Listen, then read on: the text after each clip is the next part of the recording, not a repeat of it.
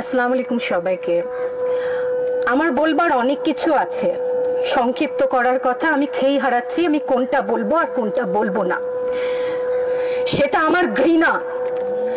আজকে আমার কিছু প্রশ্ন আছে সবার কাছে, দেশবাসীর কাছে তো করব না, যাদের কাছে করবার তারা বুঝে নেবেন। আমি ইতিহাসের শিক্ষক না, কিন্তু ইতিহাস জেনে বড় হয়েছি। আমার জন্ম ৭১-এর পরে, কিন্তু বই খাতা থেকে সরাসরি যুদ্ধে ভাষা আন্দোলনে যারা অংশগ্রহণ করেছিলেন তাদের কাছ থেকে শোনা শিক্ষা থেকে জানি মুক্তিযুদ্ধের চেতনা কি, ভাষা আন্দোলনের চেতনা কি ছিল। মুখের ভাষা বাংলা বলতে পারি, সেই জন্য বোধহয় ভাষা আন্দোলনের শহীদরা শহীদ হননি। আমার কথা আমি বলতে পারবো না, আপনি তুলে নিয়ে যাবেন। প্রতিবাদ করতে পারবো না, ভিন্ন মত প্রকাশ করতে পারবো না, আপনি আমাদেরকে রাজাকার বলে গালি দিবেন। রাজাকার শব্দটা প্রকাণ্ড একটা গালি, যাকে তাকে দেবেন না। আমি অনুরোধ করছি না, আপনাদেরকে বলে দিচ্ছি।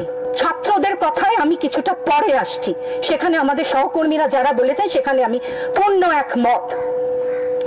আমাকে একটু বলে দেবেন আপনারা, মুক্তিযুদ্ধের চেতনা কি ছিল দেশের হয়ে। আপনারা বলবেন যে যারা শুধুমাত্র আমার বাবা মুক্তিযোদ্ধা ছিলেন তাই আমার অধিকার প্রাপ্য অনেক কিছু, সেখানে পূর্ণ সহমত। কিন্তু এর পরবর্তী কাল থেকে আজ পর্যন্ত যে সমস্ত মানুষ দেশের বিভিন্ন জায়গায় বিভিন্ন ক্ষেত্রে নিজের স্বার্থ বলিদান দিয়ে দেশের জন্য কাজ করে যাচ্ছে, সৎপথে উপার্জন করছে, টেবিলের তল থেকে 10 লাখ 5 লাখ টাকার কোটি টাকা তো বাদই দিলাম না, সেই সমস্ত লোক সম্বরণ করছেন, তাদের মুক্তিযোদ্ধার চেতনা কি কিছু অংশে কম? সেই প্রতিবাদ করলে আপনি আমাদেরকে বলবেন রাজাকার। রাজাকারের বাচ্চা, এটা প্রকাণ্ড গালি, যত্রতত্র দেবেন না। আর আমার ছাত্র ছাত্রীদের গায়ে গুলি কেন? আমি এখানে কেন দাঁড়িয়েছি, কেন আজকে কথা বলছি? কারণ আমি মানুষ, আমি শিক্ষিত একজন মানুষ, আপাদমস্তক ভাবে যাকে শিক্ষা বলেন। সেখানে আমি জানি মুক্তিযোদ্ধার চেতনা যদি কিছু আমার ভেতরে বিদ্যমান থাকে, আমি জানি অন্যায়ের প্রতিবাদ করতে হবে।